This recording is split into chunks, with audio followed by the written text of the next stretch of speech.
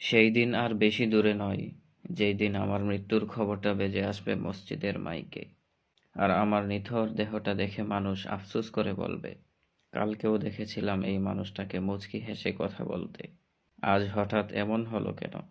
কেউ বলবে, আহা, মানুষটা খুব ভালো ছিল। কারো কারো হয়তো চোখের কোণে অশ্রু জমবে, আবার হয়তোবা কারো কারো চোখ থেকে দু ফোঁটা জল গড়িয়ে পড়বে।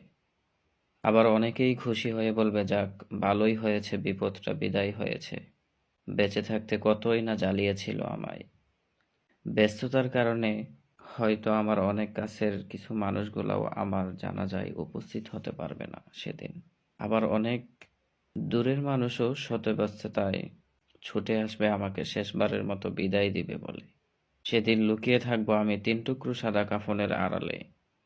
কেউ কেউ ছুটে আসবে আমাকে একটুখানি দেখার জন্য, আবার কেউ কেউ আমার মৃত্যুর সংবাদটা শুনে দোয়া পড়ার প্রয়োজন মনে করবে না।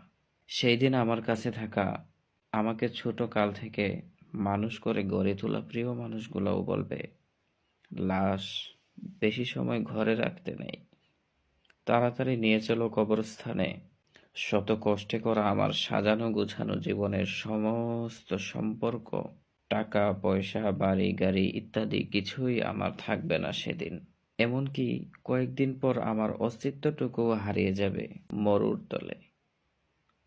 তারপরও কেন জানি আমার সম্পদের অহংকার, ক্ষমতার তৃষ্ণা, লোভ লালসা ইত্যাদি যেন দিন দিন বেড়েই চলছে।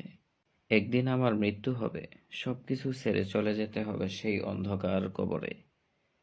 কত চেনা মুখ কবরে চলে গেল, তাদেরকে কেউ মনেও রাখে নাই। একদিন আমিও চলে যাব, আপনিও চলে যাবেন। কুল্লু নাফসিন যায়িকাতুল মাউত। হ্যাঁ, কুল্লু নাফসিন যায়িকাতুল মাউত। সর্বশেষ আমি আমার প্রিয় মানুষগুলির কাছে ক্ষমা প্রার্থী।